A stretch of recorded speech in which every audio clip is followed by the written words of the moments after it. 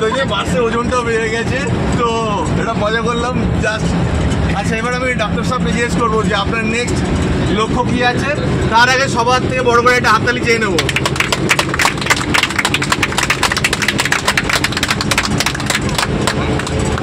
Doctor साहब बोलिए।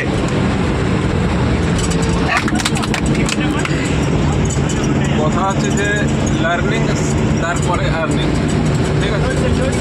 লাইফে যত জীবন আছে শেখার শেষ নেই। যখন মির্জা গালিব ছিল, উনি বুড়ো যখন হয়ে গেছে, ওনার পড়তে ইচ্ছা হয়েছে, তখন ওই 5 ক্লাস 6 ক্লাস বাচ্চা থেকে শিখে পড়ে একজন শায়ের হয়ে গেছে, ঠিক আছে? তো লাইফে শেখার শেষ নেই, কিন্তু যত শিখছি সেটাকে মার্কেটে আমাকে ইউজ করতে হবে। যখন ইউজ করবো, যখন একজন এগোবো, তার সাথে আমিও এগোবো। এখানে একা কেউ কোটিপতি হয়নি, আমার একটা টিম চাই। আমি একটা হসপিটাল করে দেবো, কিন্তু তার সঙ্গে আমার স্টাফ নেই, তো ওটাও একটা টিম ওয়ার্ক করবো। কিন্তু এখানেও আমার একটা টিম চাই, সেটা এগিয়ে গেছে। এবার এই নদীতে এই পার থেকে যখন ঝাঁপ মেরেছি, তো তাহলে যাবো, তাড়াতাড়ি যাবো একদম আমার একসাথে। বাহ, তবে মাঝখানে আমি একজনকে মিস করে গেছি, আমার সামনেই বসে আছে। তো কাকে মিস করে গেছি আমরা? হালিমাকে। পঞ্চুবাবু, প্রথমে হালিমাকে জিজ্ঞেস করে নেবো যে আজকে সারাদিনের জার্নিটা কেমন লাগলো এবং নেক্সট টার্গেট আর কি কি করতে চাইছি।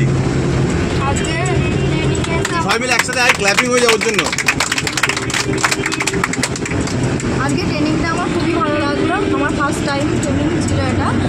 আর এখান থেকে অনেক কিছু শেখা গেল। আর আমি চাই যে এরকম মিটিং মানে প্রতি মান্থে হোক।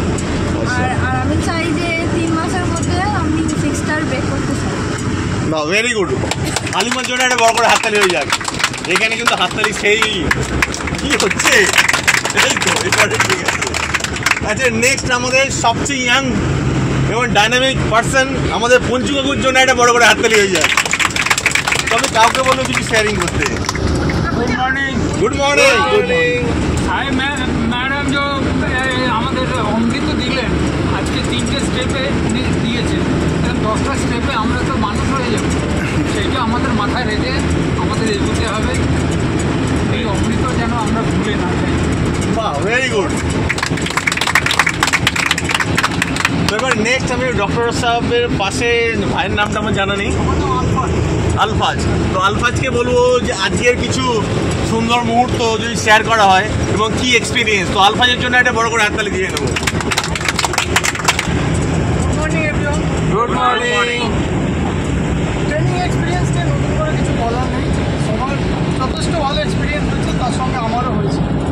আমি অনেক আগের ট্রেনিং মিস করেছি এবং হাবিবদার রেকমেন্ডেশনে অনেকগুলো প্ল্যাটফর্মে আসার সুযোগও মিস করি। আসবো কি আসবো না, হবে কি হবে না, এটা ভুলে না। ঠিক টাইম, মেন টাইম অ্যাডজাস্টমেন্ট। আর যে আজকের ট্রেনিংয়ের যে মেন থিং যেটা ছিল পজিটিভ থিঙ্কিং, সেই পজিটিভ থিঙ্কিংয়ের অভাবের জন্যই যেটা কিন্তু আমাদের ডিসকানেক্ট হয়েছে। এটাকে যদি আমরা রিকভার না করতে পারি, আমরা নিজেরাও রিকভার করতে পারবো না এবং ভালো কাজকে শেয়ারও করতে পারবো। কারেক্ট, খুব ভালো কথা। আমাদের এটাকে রিকভার করতে হবে।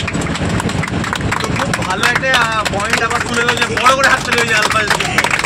কেন পজিটিভ থিঙ্কিং ম্যাম? আর কিছু বলছি, আমি নিজের লাইফে ফার্স্ট ইউটিলাইজ করতে চাই।